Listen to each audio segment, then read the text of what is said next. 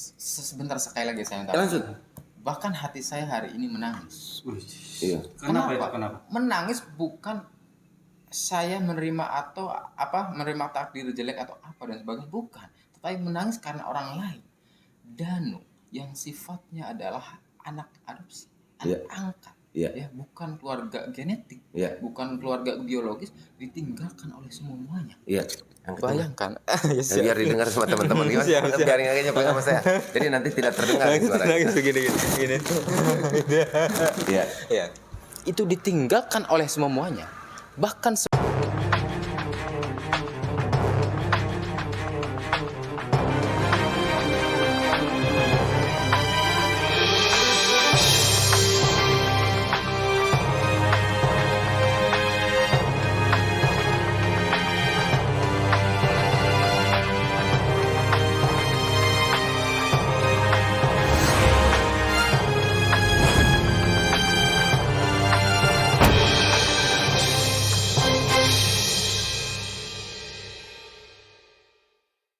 untuk kita, saudara. Tapi untuk apa? Kaitannya dengan kasus ini adalah dengan kepolisian, penyidik. Jadi apa yang dia nyatakan berbohong atau tidak itu adalah berdampak hanya pada dirinya saja, yaitu ganjaran misalkan oleh pihak kepolisian kepada dirinya, bukan kepada kita. Tetapi kalau sang kreator itu menyampaikan suatu kebohongan, maka doktrinasi, sugesti kepada kita, efeknya apa adalah buruk buat kita. Kita terdoktrin, bos. Kita tersugesti, bos. Efek yang seharusnya baik kita lakukan untuk kebaikan, jadi kita terdoktrin kepada hal-hal yang buruk. Apa? Selalu mencurigai, selalu skeptis terhadap orang, selalu menganggap orang lain atau jelek. Kira-kira begitu. Ini berbahayanya. Maka lagi-lagi saya sampaikan bahwa bukan hanya kita saja, tapi teman-teman di sana harap difikirkan terlebih dahulu sebelum menyampaikan sesuatu, karena berbohong yang sifatnya kita sebagai sang konten kreator, berbohong itu efeknya sangat besar. Sekali lagi saya katakan, sugesti, doktrinasi, yaitu menyebabkan sangat berbahaya terhadap seluruh rakyat Indonesia. Aduh. Ya ini lagi nih, banyak kreator YouTuber yang membuat dan memberikan tuduhan secara jelas terhadap Arigi dan Mimin. Akan tetapi sepertinya Anda tidak terusik. Tetapi kreator YouTuber luruskan menganalisa sikap dan pernyataan Danu, Yanti dan Yoris yang ditemukan banyak kejanggalan. Kok sepertinya terusik ya? Ada apakah gerangan Anda ini gitu loh? Anda ini. Oke, saya jawab dulu ya. Jadi begini, terkait hal itu kemarin saya juga kan sudah mengilustrasikan ya, bahwa saya akan memberikan komentar juga waktu kita berbicara terkait mobil ya. Saya tidak bisa berkomentar apa-apa, padahal Mas Suli sudah nanya komentar sama saya. Tapi kan saya ingin melakukan kajian dulu. Betul. Ya kan, sesuai dengan ya tentunya semua orang juga bisa melakukan hal itu ya kan, intinya kan seperti itu. Makanya saya baru bisa berkomentar. Nah, terkait persoalan sekarang, karena kita berbicara nih mengomentari ya seolah-olah kita dianggapnya counter kan, gitu kan, kita seperti apa? Karena memang saya tahu gitu loh. Saya tahu intinya ya kita kan berbarengan ya kan. Terkadang dia juga suka main ke rumah. Intinya saya sudah bisa melihat Danu itu walaupun saya tidak bisa menyimpulkan 100% ya kan, tetapi saya bisa melihat dari dekat gitu loh, Mas. Sehingga dapat saya berkomentar, memberikan pendapat saya. Nah, lalu sekarang saya berbicara Arigi. Bagaimana saya mau mengomentari Arigi? Ya kan? Saya kenal juga tidak, ya kan? Bertemu juga belum. Coba bayangkan. Masa saya mau melihat dari jauh? Jangan dibayangkan, Bang. Coba bayangkan, sebentar saya bayangkan dulu ya. Teman-teman bayangkan dulu ya. Kalau saya tidak tahu betul tentang orang itu, saya mau berbicara seperti apa dan bagaimana? Masa saya mau ngarang? Ya, tetapi kan channel-channel lain juga bisa toh, mereka dari jauh-jauh nggak lihat objeknya secara fisik, secara kasat mata itu nggak lihat, ya dapat informasi dari media A, B, C, digabung-gabungkan terus ya membuat analisa itu bisa. Oh, kenapa Pak Heri Nah, bisa? ini spesial khusus untuk terkait kasus Subang ya kan, kecuali hal-hal yang lain mungkin ya. Saya bisa saja saya melakukan hal seperti itu ya. Tetapi khusus untuk kasus Subang, saya ingin memperlihatkan sesuatu yang berbeda antara channel saya dengan channel-channel yang lain, Mas. Jadi saya ingin memberikan sajian informasi yang memang saya mempunyai keyakinan gitu loh. Itu sesuai dengan apa yang lihat dan saya dengar. Ya kan, yang tadi kan dibicarakan oleh Bang Yahya Muhammad juga bahwa apapun yang diberikan oleh konten kreator itu juga dapat mempengaruhi sugesti seseorang, terhipnotis. Betul. Ya, oleh karena itu saya juga ingin tidak ingin seperti itulah. Iya, Intinya itu memiliki sebuah konsekuensi. Iya, betul. Ya kan? Betul. Memiliki sebuah konsekuensi yang tentunya harus dapat saya pertanggungjawabkan. Betul. Berarti kan sumbernya saya harus jelas, harus seperti apa, kira-kira seperti itu. Jadi saya ingin memberikan sesuatu yang berbeda dengan yang lain. Jadi jati diri yang sungguhnya jangan disamain sama yang lain. Saya tidak ingin adopsi seperti itu, Mas. Siap. Khususnya untuk kasus Subang. Iya, ya berarti kan intinya mungkin ya karena meminimalisir Ya. meminimalisir gitu ya. Ya. Astagfirullahaladzim. Iya. Mengurangi. Iya kan, kesalahan kita nggak mau menyampaikan karena ya belum tentu kebenarannya itu benar kan gitu. Betul sekali. Nah kalau Bang Yahya sendiri nih, Nah, Siap. Bang Yahya gimana sendiri ini ada apa? menanggapi masalah ini? Ini masalahnya pertanyaannya juga ke para youtuber gitu Iya, kan. saya serius lagi nih kalau Bang Yahya. Iya, gitu. Bisa. Saya serius lagi. Ini mau pendek nggak mau panjang ya? Asik. Ya, yang penting sikat, padat, jelas gitu aja. Dan tepat ya. Iya, saya takut dikomplain sama temen-temen nih. Siap. Baik, gini. Saya ini menjelang beberapa bulan setelah hari eksekusi, hari H itu saya mencoba masuk ke dalam jalan cagak, dalam ranah yaitu pencarian sebuah informasi dalam rangka mengawal kasus Subang, dan saya mencoba menghubungi dari setiap saksi, tapi nyatanya adalah ada beberapa saksi yang sifatnya adalah eksklusif. Eksklusif adalah tertutup dan tidak mau kemudian dihubungi apalagi diwawancarai. Apakah dari pertanyaan itu kemudian teman-teman juga bisa jawab, Arigi dan Abi ya, apakah itu bisa diwawancarai apa tidak oleh media lain? Tidak, hanya beberapa kali pun itu ada di Polres misalkan, dan itu adalah keterpaksaan insidental sifatnya, bukan dengan kesengajaan begini diwawancara dan sebagainya. Tidak, ini yang saya maksud adalah eksklusif, tidak bisa diwawancara oleh siapapun, Dan kita tidak bisa maksa tidak juga. bisa masuk dan tidak bisa maksa juga, kita nggak mungkin, itu hak mereka, kira-kira begitu. Itu yang pertama. Lalu kemudian setelah saya menggali informasi dari wawancara saksi-saksi, kemudian lingkar TKP, jalan cagak dan sebagainya, akhirnya saya menyimpulkan dan saya terpanggil hati nurani saya bahwa ternyata Danu itu akan bla bla bla, bahwa ternyata disudutkan, kira-kira begitu. Ini adalah sifatnya dugaan memang. Ini adalah sifatnya asumsi memang. Menurut pribadi saya ini juga bisa salah, bisa benar. Tetapi hati dan pikiran saya berbicara bahwa Danu ini akan dibuat seakan-akan akan dipojokkan. Kira-kira begitu.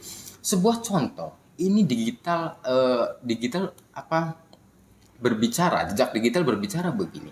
Misalkan Danu itu pagi disuruh masuk tetapi dinyatakan oleh saksi lain tidak masuk.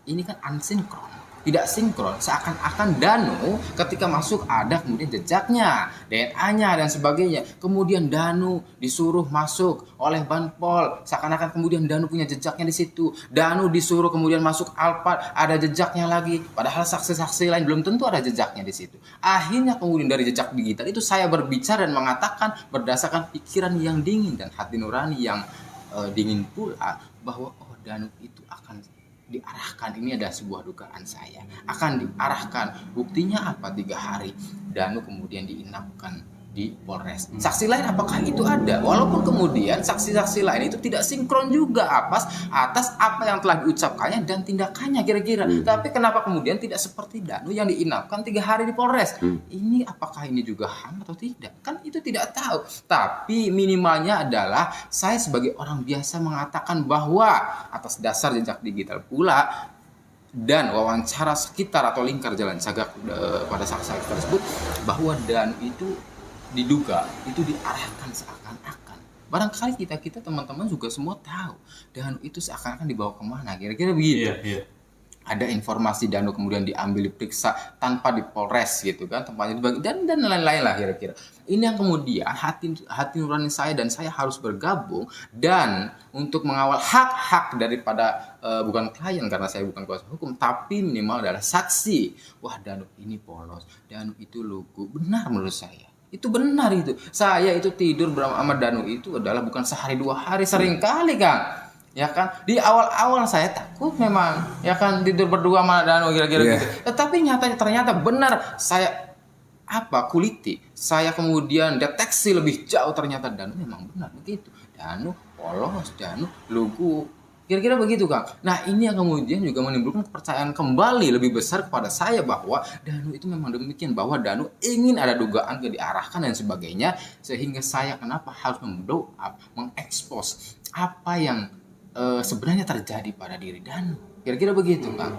Mungkin saja saya bisa ke yang lain, tapi dengan catatan dari awal itu kan tidak eksklusif dan sebagainya. Bagaimana kita memaksakan? Tidak mungkin, HAM kita memaksa. Nah, jadi kebetulan saya katakan sekali lagi bahwa kenapa saya kemudian mengekspos Danu dari sisi kebenaran dan menurut saya adalah benar, karena hati dan pikiran saya setelah menganalisa pikiran saya, hati nurani saya kemudian mengarahkan saya untuk mengekspos Danu. Kira-kira begitu. Iya. Berarti intinya mungkin karena Bang Yaya ini yang tadinya ngelihat dari jauh, terus sekarang udah ya melihat secara utuh gitu kan. Ya dari beberapa sudut gitu kan. Nyampe yang nginep bareng lah segala macem gitu kan ya. Betul. Jadi nggak mungkin istilahnya kita membela kalau kita nggak tahu. Gitu kan ya? Ya, kira-kira seperti itu. Siap.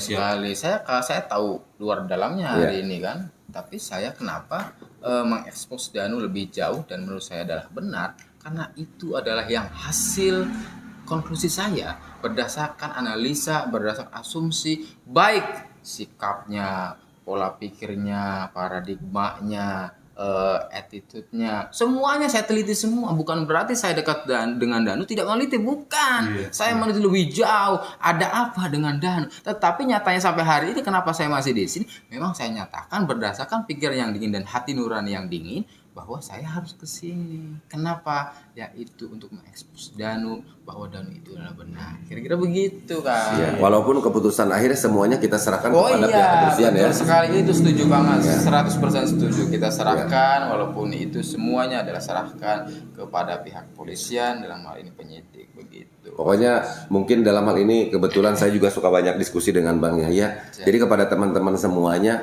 kalau kita itu sangat mengharapkan teman-teman untuk dapat memberikan komentarnya juga Iya, betul.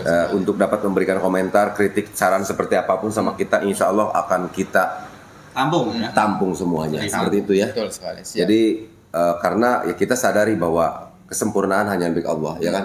Apapun yang kita katakan, ya kita tidak tahu kebenarannya seperti apa. Tapi ini hanya berbicara tentang keyakinan saja. Mudah-mudahan keyakinan kita aja sesuai dengan kenyataannya nantinya, Bang Yahya Muhammad ya, seperti itu. Betul sekali. Sebentar sekali lagi saya minta. Lanjut. Bahkan hati saya hari ini menangis. Iya. Kenapa itu? Kenapa? Menangis bukan saya menerima atau menerima takdir jelek atau apa dan sebagainya, bukan. Tetapi menangis karena orang lain. Danu yang sifatnya adalah anak adopsi, anak angkat. Ya, bukan keluarga genetik, bukan keluarga biologis, ditinggalkan oleh semuanya. Iya. Bayangkan. Biar didengar sama teman-teman. Biar nggak sama saya. Jadi nanti tidak terdengar suaranya. Gini. Iya. Itu ditinggalkan oleh semuanya. Bahkan sebagian netizen juga meninggalkan. Kenapa? Karena hasil sugesti dan doktrinasi oleh beberapa channel. Kira-kira begitu, Kang. Danu seorang anak adopsi. Ya enggak, bukan genetik, ditinggalkan oleh seluruh saksi yang mereka notabene adalah orang kaya semuanya. Kira-kira begitu. Bahkan netizen sebagian meninggalkannya atas dasar pengaruh daripada doktrinasi maupun sugesti itu. Luar biasa bukan? Bayangkan, dia adalah orang yang anak angkat, tapi ditinggalkan oleh semuanya. Sehingga hati nurani saya semakin berbicara hari ini, ya memang harus membela. Enggak ada salahnya. Iya. Bayangkan, bukan hanya pikiran saya, keraguan saya. Saya bayangkan dulu deh. Oh iya. Benar. Bayangkan, bukan hanya di awal saya berpikir bahwa ada dugaan Danu itu kemudian dimarginalkan, disudutkan. Bukan hanya itu hari ini, tetapi Danu itu fix. Kenapa ditinggalkan semua, yaitu sendirian. Bayangkan itu teman-teman sekalian. Masya Allah, hati saya ini, saya bukan lebay, sebenarnya menangis. Benar-benar. Saya menangis untuk itu. Dia itu bukan siapa-siapa, ini keluarga korban. Ditinggalkan oleh seluruh keluarga korban dan bahkan netizen yang sudah terdoktrin itu, Kang. Saya jauh-jauh kemari itu adalah bukan apa-apa. Ya bukan hanya membela, tetapi minimalnya adalah memberikan sebuah edukasi, itu loh Kang, menghibur dan sebagainya. Kalau kita posisi Dan, ya kan, jangankan Dan umur segitu, kita yang sudah tua aja belum tentu kuat seperti itu. Belum tentu kuat seperti itu. Apalagi Danu seumuran beliau seperti itu. Coba bayangkan, kalau kita ini meninggalkan juga, kan luar biasa kali. Itu harus direnungkan menurut saya. Harus direnungkan itu. Benar sekali apa yang dikatakan oleh Bang Yahya Muhammad ya. Apa yang dikatakannya juga sebetulnya sangat menyentuh kalbu kita ya. Tetapi ada hal sedikit yang menariknya juga yang dapat menghibur saya. Apa tuh? Dia juga tadi mengatakan bahwa ada pengakuan bahwa katanya sudah tua. Iya. Oke, kita kembalikan lagi ya. Sampai lupa ya. Sampai lupa. Luar biasa. Jadi biar tidak terlalu tegang kita itu. Karena dengan saya juga tadi terhipnotis dengan apa yang disampaikan oleh Bang Yahya Muhammad gitu. Karena memang saya melihat bahwa dari ekspresi raut wajah Bang Yahya Muhammad itu menceritakan sesuatu sesuai dengan apa yang lihat, sesuai dengan apa yang Bang Yahya dengar gitu kan, dengan intonasi nada bicara, dengan gestur tubuh sehingga tidak saya bayangkan juga tadi sudah dapat terbayangkan seperti apa. Masya Allah ya. Ya. Luar biasa. Mantap luar biasa. Kayaknya Sampai sini saja dulu. sampai sini saja karena biar tambah merenung lagi. Takutnya masih pengen nangis gitu. Tadi kan di sini kan nggak keluar air mata gitu kan. Mungkin di belakang Takutnya air tiba-tiba ke belakang nangis kan kita nggak tahu. Tapi jangan di kamera. Ya. Oke teman-teman, sementara bincang kita itu saja. Mohon maaf ya tadi dalam saya